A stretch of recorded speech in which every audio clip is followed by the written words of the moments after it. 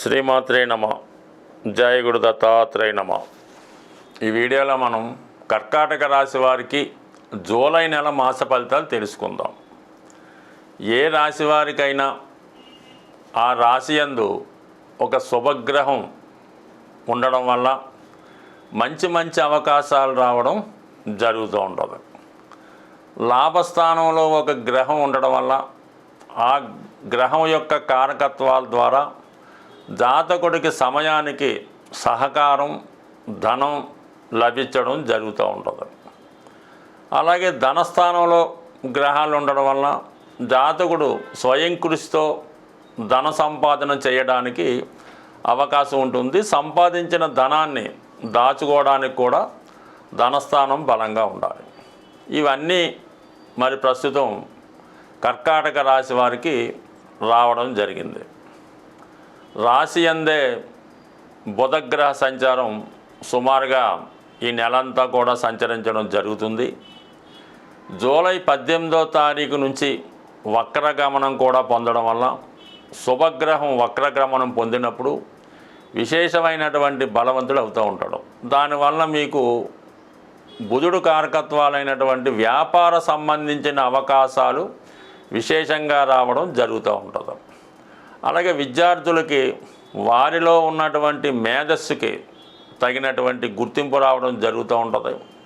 మీరు ఏదైనా ఒక సీటు కోసమో, ఒక పదవి కోసమో ఒక ప్రయత్నం చేసి ఉంటే అది ఏదో విధంగా విఫలమై ఉంటే ఇంకొకసారి మీరు జూలై 18 తర్వాత ప్రయత్నం చేస్తే ఆ పని మీకు చాలా సక్సెస్ఫుల్గా ఉండే అవకాశం ఉంది. అది ఆర్థిక విషయమైనా అవ్వచ్చు, విద్యా సంబంధం కానీ వ్యాపారపరమైన అవ్వచ్చు. ఒకసారి ఈ జూలై 18 తర్వాత మీకు మళ్ళీ ఇంకొకసారి పునఃప్రయత్నం చేయండి, ఖచ్చితంగా సక్సెస్ అవ్వడం జరుగుతుంది. ఇక ధనస్థానంలో కుజుడు ఈ రాశి వారికి యోగకారకుడు. ధనస్థానంలో మిత్రక్షేత్రంలో ఉన్నాడు సింహరాశిలో. దాని వలన ప్రభుత్వ సంబంధించిన వ్యవహారాల్లో మీకేవైనా పనులు కావలసి ఉన్నా, మీరు ఏదైనా ప్రభుత్వ వ్యవహారాల్లో కానీ ప్రభుత్వ పదవి కోసం కానీ ఒక నామినేటెడ్ పదవి కోసం కానీ ప్రయత్నం చేస్తూ ఉంటే 100% ఈ సమయంలో అవకాశం ఉంది. ఇది ప్రభుత్వ ఉద్యోగులకి అదనపు బాధ్యతలు, ప్రమోషను, జీతం పెరగడం లాంటి కార్యక్రమాలు జరిగే అవకాశం ఉంది. దాంతోపాటుగా కేతువు, కుజుడితో సమానమైనటువంటి కేతువు అక్కడ రావడం వల్ల ఈ మూడు కూడా ప్రభుత్వ పనులకు కారణమైనటువంటి సింహరాశిలో ఉండడం వల్ల 100% మీకు మీ యొక్క వాక్చాతుర్యం పెరుగుతుంది, మీ వాయిస్లో కమాండింగ్ పెరుగుతుంది. ఎవరి సహకారం లేకుండా మీరు మీ యొక్క పనులు నెరవేర్చుకుంటారు. కుటుంబంపై మీ యొక్క పెత్తనం కొనసాగుతుంది. కుటుంబ సభ్యులు మిమ్మల్ని గౌరవిస్తారు. 2 విధాలుగా ధన సంపాదన వల్ల ఆటోమేటిక్గా మీ యొక్క పరపతి సొసైటీలో కూడా పెరిగే అవకాశం ఉంది. అలాగే మీరు సంపాదించినటువంటి ధనంతో ఈ సమయంలో మీరు ఏదైనా ఒక స్థిరాస్తి కొనడం కానీ, కుటుంబంలో పిల్లలకి మంచి చదువు నేర్పించడం కానీ, మంచి కాలేజీలో నేర్పించడం కానీ, కుటుంబ అవసరాలకు తగినటువంటి సౌకర్యాలు కల్పించడం జరుగుతూ ఉంటుంది. అంటే ధనం ఎంత వేగంగా వచ్చినా అంత తొందరగా ఖర్చు అవుతుంది. ఒక ఇన్వెస్ట్మెంట్ మాత్రం కంపల్సరీగా చేస్తారు. ఇవన్నీ ఒక ఎత్తు అయితే మీకు ఈ నెలంతా ఇంచుమించుగా జూలై 26, 27 తేదీల వరకు శుక్రుడు లాభస్థానంలో సంచరిస్తున్నాడు. చతుర్థాధిపతిగా శుక్రుడు లాభస్థానంలో సంచరించడం వల్ల మీకు వాహన లాభం, గృహ లాభం, అలాగే స్త్రీల ద్వారా లాభం కూడా కలుగుతుంది. అంటే స్త్రీలు అన్నప్పుడు ఎలా ఉంటుందంటే భార్య వలన తల్లిగారు, అక్క, కోడలు, కుమార్తె, రక్త సంబంధీకులైనటువంటి స్త్రీల గురించి అనుకోవాలి తప్ప అన్యంగా మనకి ఎవరో వచ్చి మనకి ఎందుకు సహకరిస్తారు. ఇది కొద్దిగా రాంగ్ మెసేజ్ వెళ్ళడం జరుగుతూ ఉంటుంది. మనకి స్త్రీల ద్వారా లాభం అన్నప్పుడు అది ఒకసారి మీరు గుర్తెట్టుకొని ఆ విధంగా మీకు ఏదైనా సహాయ సహకారాలు కావలసి ఉన్నా ఈ సమయంలో మీరు మీ రిలేటివ్స్లో ఎవరన్నా కొద్దిగా అధికార హోదాలో ఉన్నా, రాజకీయంలో ఉన్నా, వాళ్ళు ఏదైనా ఫైనాన్స్ వ్యాపారం చేస్తున్నా అటువంటి వాళ్ళు మీకు మీ యొక్క అవసరాలకి ఆర్థిక సహకారం అందిస్తూ ఉంటారు. అంటే ఏదైనా ఎంత డబ్బున్నా, ఎంత రొటేషన్ అయినా కొన్ని సందర్భాల్లో సమయానికి కొంత ధనం కూడా అవసరం అవుతూ ఉంటుంది. అటువంటి విషయంలో మీరు ఈ సమయంలో దాన్ని కంప్లీట్గా యూటిలైజ్ చేసుకోవచ్చు. ఎందుకంటే ప్రస్తుతం 12వ స్థానంలో మీకు రవి అలాగే గురువు కూడా ఉన్నాడు. గురువు 12వ స్థానంలో ఉన్నప్పుడు పిల్లల యొక్క శుభకార్యాల కొరకు, వారి అవసరాల కొరకు, దైవ సంబంధించిన కార్యక్రమాల వరకు, అలాగే మీరు ఏదన్నా పుణ్యక్షేత్రం దర్శించాలన్నా, విదేశంలో ఉన్నటువంటి మీ సంతానాన్ని చూడాలన్నా ఈ ధనవ్యయం తప్పనిసరిగా అవుతుంది. ఇది కంపల్సరిగా చేయవలసినటువంటి ఖర్చు.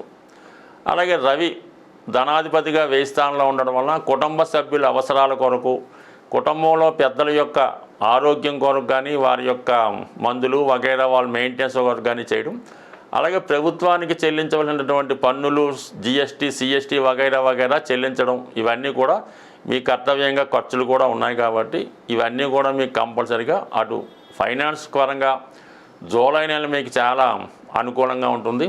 అలాగే మిమ్మల్ని బ్లేమ్ చేయాలని, మిమ్మల్ని అన్పాపులర్ చేయాలని, ఎప్పుడో జరిగినటువంటి తప్పుని ఇప్పుడు పెద్ద చేసి మిమ్మల్ని ఏదో విధంగా అవమానపరచాలనే ఒక బ్యాచ్ మీ చుట్టూ తిరుగుతూ ఉన్నారు. వాళ్ళ నుంచి మీరు కాపాడుకోవాలంటే అటువంటి వారికి అవకాశం ఇవ్వకుండా, ఎటువంటి బలహీనతకి లోనవ్వకుండా ఉంటేనే మీరు మరి ప్రస్తుతం ఉన్నటువంటి అష్టమరావు ప్రభావం నుంచి, అంటే చిన్న సమస్యకు కూడా ఎక్కువ స్ట్రగుల్ అయ్యే జాతకులు కర్కాటక జాతకులు. వాళ్ళు చిన్నదాన్ని కూడా పెద్ద తీసుకొని జీవితాంతం రాత్రి పగలు బాధపడుతూ ఉంటారు. కాబట్టి ఈ విషయంలో కొంత జాగ్రత్తగా ఉంచండి. సరైనటువంటి క్యారెక్టర్ లేని మనుషులతో దూరంగా ఉంటే మంచిది. స్వస్తి. ప్రతి ఒక్కరికి కూడా ధనం అన్నది చాలా ఇంపార్టెంటు. ఆ ధనం ప్రతి వాళ్ళు సంపాదిస్తూ ఉంటారు. అయితే వచ్చిన ఆదాయం కన్నా ఎక్కువ ఖర్చు అవ్వడం వల్ల రుణగ్రస్తులు అవ్వడం జరుగుతూ ఉంటుంది. ఆ కారణం వల్ల చాలామంది ఆర్థిక పరమైన ఇబ్బందులు కలుగుతూ ఉంటాయి. ఇప్పుడు మీకు ధనాన్ని కూడబెట్టడానికి, అంటే ధనం సంపాదించడం అందరికీ తెలుస్తుంది, అది దాచుకోవడం, అలాగే మీ అవసరానికన్నా ఎక్కువ ధనం రావడానికి ఒక పరిష్కారం అన్నది మీకు తెలియజేయడం జరుగుతూ ఉంటుంది. అది సింపుల్గానే ఉండడం జరుగుతూ ఉంటుంది. అయితే ఇది నమ్మకంతో చేయవలసి ఉంటుంది. ముఖ్యంగా ధనాన్ని కూడబెట్టడంలో ఈ చీమలు చాలా ఇంపార్టెంట్ మాట.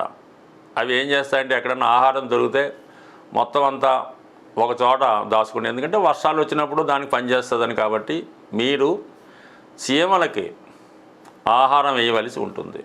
ముఖ్యంగా అంటే శాస్త్రాల్లో చెప్పిన ప్రకారం ఏం చెప్పారంటే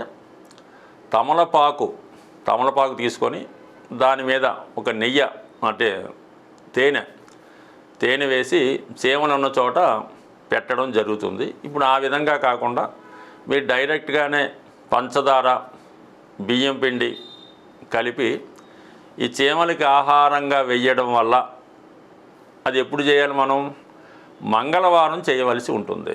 అంటే కుజుడు సంబంధించిన వారం అవటం వల్ల అది ఆ మంగళవారం రోజు ఈ చీమలకి ఆహారంగా వేయడం వల్ల కంపల్సరీగా మీకు ఈ ధనం పోగవుతుందన్నమాట. సేవింగ్స్ అవుతాయి, ఖర్చులు తగ్గుతాయి. అలాగే మీరు ఒక కొబ్బరికాయ అంటే బాగా, అంటే మనం సోమయ్యప్పకి వెళ్ళినప్పుడు ఇరుముడిలో వేసినటువంటి కొబ్బరికాయ, కురిటి కొబ్బరికాయ అంటారు. ఆ కొబ్బరికాయ ఒకటి తీసుకొని దానికి ఒక కన్నం పెట్టి అందులో శుభ్రమైనటువంటి తేనె, పంచదార, బెల్లముతో నింపాలన్నమాట. అంటే అయ్యప్పకైతే నెయ్యితో నింపుతారు. అలా కాకుండా ఇది స్వీట్తో నింపి దాన్ని పశ్చిమ దిక్కున, అంటే పశ్చిమం అంటే సౌత్ సైడు, అది ఎక్కడన్నా ఒక నిర్జల ప్రదేశంలో మీకు సౌత్ సైడు చక్కగా ఒక గొయ్యి తీసి మరీ లోతుగా కాకుండా అందులో కప్పెట్టవలసి ఉంటుంది అన్నమాట. దానివల్ల కూడా అది తర్వాత చీమలకి ఆహారంగా మారడం జరుగుతూ ఉంటుంది. సో ఈ 2 కార్యక్రమాలు చేయటం అంటే చాలా వరకు ఇది కష్టంగానే అనిపిస్తూ ఉంటుంది. శుక్రవారం ఉదయం 6 గంటల నుంచి సూర్యోదయం దగ్గర నుంచి మర్నాడు శనివారం సూర్యోదయం వరకు కూడా ఎటువంటి ధనం కూడా, అంటే డబ్బులు, రూపాయలు, బంగారం, ఈ వస్తువులు కూడా మీ నుంచి బయటికి వెళ్ళకూడదు. అంతా కూడా ముందు రోజే అడ్జస్ట్ చేసుకోవాలి. ఎవరికి ఇవ్వాల్సినా కూడా శుక్రవారం అన్నది పేమెంట్స్ బంద్. మళ్ళీ శనివారం మాత్రమే ఇది స్టార్ట్ అవుతుంది. ఇది ఎంత కష్టమైనా సరే మీరు అవసరమైతే శుక్రవారం అర్జెంట్ అయితే వేరే వాడిని ఫోన్పే చేయమంటే తప్ప మీరు మాత్రం ఖర్చు పెట్టద్దు. అలాగ ఒక 8 వారాలు మీరు చేస్తే 100% మీ యొక్క ఆర్థిక సమస్య పరిష్కారమై నిరంతరం మీ ఎనపెట్లో ధనం నిలబడుతూ ఉంటుంది. ఇది ఎక్కువగా ఆంధ్ర ప్రాంతంలో ఈ కృష్ణా జిల్లా ఈస్ట్ గోదావరిలో చాలా వరకు పాటిస్తుంటారు. అది కూడా చేసుకోండి.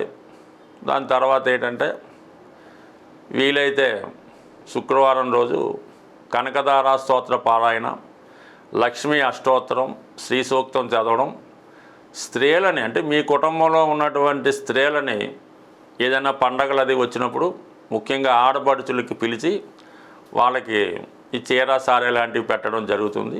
అలాగే ఇంట్లో ఉన్నటువంటి మీ కూతురు అవ్వచ్చు, భార్య అవ్వచ్చు, తల్లి అవ్వచ్చు, ఎట్టి పరిస్థితుల్లో కూడా వారిని దుఃఖం కలిగేలాగా కన్నీరు పెట్టుకునే విధంగా మాత్రం మీరు ప్రవర్తించవద్దు. సాధారణంగా ఒక కుటుంబం పతనం అవుతుందంటే ఆ కుటుంబంలో స్త్రీ దుఃఖమే కారణం అవుతుంటుంది. ఊరకనే ఏడుస్తుంటారు. శుక్రవారం రాగానే ఒక్కొక్క ఇంట్లో ఎలా ఉంటుందంటే ఊరికే ఏడుస్తుంటారు. ఎందుకు ఏడుస్తారో అర్థమవుతావు. దాంతో ఆ యజమానికి ఇంకా చెప్పక్కర్లేదు. సో అటువంటివి ఉంటే సాధారణంగా పరిష్కరించుకుంటే కుటుంబం అన్నది సంతోషంగా ఉంటుంది. అది మనం నియమంగా ఉండడం అంటే కామన్గా ఈ శుచి శుభ్రత అవన్నీ కామన్గా ఉంటాయి. ఈ కొద్దిపాటి రెమెడీలు మీరు పాటిస్తే తర్వాత ఇంకా బెటర్ రెమెడీస్ తెలుసుకునే ప్రయత్నం చేద్దాం. స్వస్తి.